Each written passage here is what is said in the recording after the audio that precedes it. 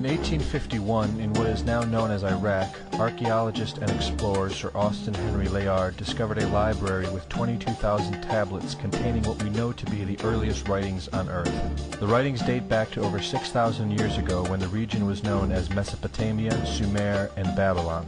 Amongst these vast writings is a story which mirrors the book of Genesis in the Bible. It tells a story of a great flood which reshaped the face of the planet Earth and all of her inhabitants. It tells a story of a tower built and the creation of the spoken word. One of these scrolls includes a star map of what appears to be a sun and its planets. The writings include detailed descriptions and maps of our solar system matching what we know today and beyond. It includes a 10th planet in an orbit between Mars and Jupiter. It is written that the 10th planet Nibiru was thrust into our solar system and collided with the planet Tiamat. The remaining bulk of Tiamat over time became Eridu, the Earth as we know it, and the rest of her became the asteroid belt.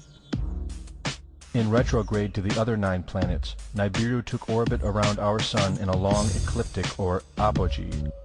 Lasting 3,600 years, it passes between Mars and Jupiter. In recent years, based on the patterns of our known solar system, astronomers have been looking for a planet with this same orbit. In search of this planet, they discovered the planet Pluto. The search continues. According to the ancient texts, this detailed information was given to them by the Anunnaki, or those who from heaven to earth came.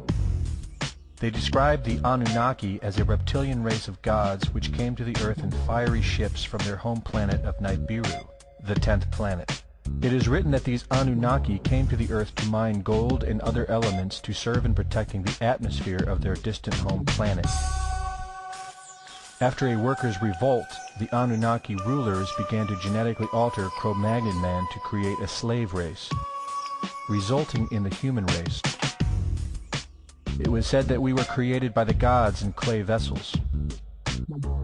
It is written that man was forbidden to depict the Anunnaki in their actual form.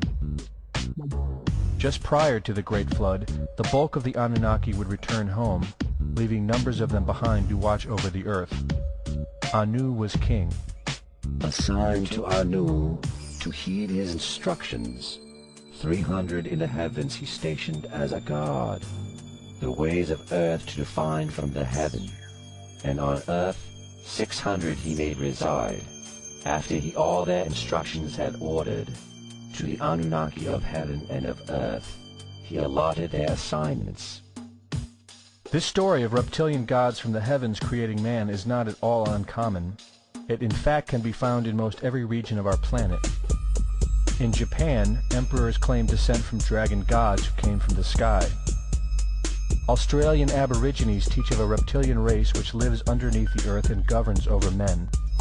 They believe they are descendants of a race of dragon humans. China teaches the serpent queen Nukua interbred with man.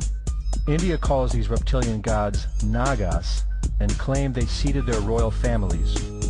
Throughout the Middle East it is believed a serpent race created man. The book of Genesis tells of giants who came from the heavens to breed with the daughters of man. They are called the Nephilim. In Africa they call them Chitauri, children of the serpent. The royal kings of Africa claim descent from serpent gods who came from the sky. In South America, the Mayans teach that their ancestors were the people of the serpent. The Aztecs were said to be created by a serpent woman. In America, the Hopi Indians believe sky gods came to earth to breed with their women and refer to them as their snake brothers. The word Sioux means snakes, and Iroquois means serpents. It seems the only places you will not find this historical story is where the history has been methodically destroyed. The descendants of King Anu in Sumeria and Babylon can be traced throughout time.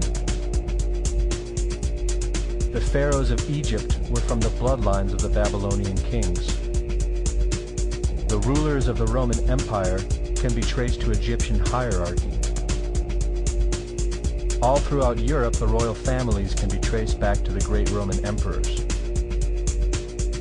34 of the presidents of the United States are directly descended from European royalty, with the remaining 8 who are only closely related to these same bloodlines. In 1934, President Franklin Roosevelt placed the Great Seal, originally created in 1782 by the Freemasons, on the dollar bill. Represented in the Great Seal is a pyramid and the all-seeing eye, known to be used by the elusive society, the Illuminati. Strung together in conspiratorial confusion are secret societies such as the Illuminati, the Freemasons, and the Bohemian Club. In 1917, National Geographic did a story on a place in Montreal, California called Bohemian Grove.